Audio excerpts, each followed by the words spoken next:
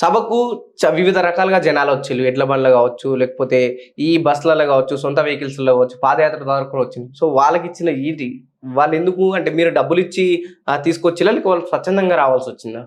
ఇప్పుడు డబ్బులు ఇచ్చి తీసుకొస్తే చాలా రాజకీయ పార్టీలలో చూస్తాం. డబ్బులు ఇచ్చి తీసుకొచ్చిన వాళ్ళు సభ వేదిక వరకు రారు.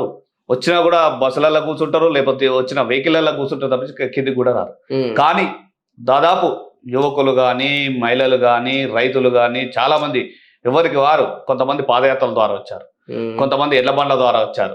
కొంతమంది సైకిల్ యాత్ర, కొంతమంది మోటార్ బైకుల యాత్ర. అంటే దాదాపు ఒక వారం రోజులు ఏంది ఒక జాతరకు కానీ తీర్థయాత్రకు కానీ పోతే ఏ విధంగానైతే సొంతంగా మనకు మనం ఏ విధంగానైతే ప్రణాళిక రచించుకుంటారో ఈరోజు బీఆర్ఎస్ పార్టీ ఆధ్వర్యంలో నిర్వహించిన రజతోత్సవ సభకు ఆ విధంగా సిద్ధమై వారం రోజులు 10 రోజులు ఎక్కడ ఏది దొరుకుతా తిన్నారు, ఎక్కడ ఏది అకామిడేషన్ ఉంటే అక్కడ పడుకున్నారు, చేసిరు. ఎందుకు గుండెలలో ఉన్నది టీఆర్ఎస్ పార్టీ. కేసీఆర్ గారు చేసిన పథకాలు కానీ, తెలంగాణ రాష్ట్రం సాధించిన విధానం కానీ అదందరూ కూడా ప్రజలకు గుండెల్లో ఉంది. కాబట్టి దాదాపు 10 రోజులు వారం రోజులు సమయాన్ని కేటాయించి వారు మా సొంత మీటింగు, మా సొంత పార్టీ అనే ఒక అభిమానంతో వచ్చింది. ఈ అభిమానం ఎన్ని పైసలు ఇచ్చినా రాదు. పైసలతో కొనే అభిమానం కాదు ఇది.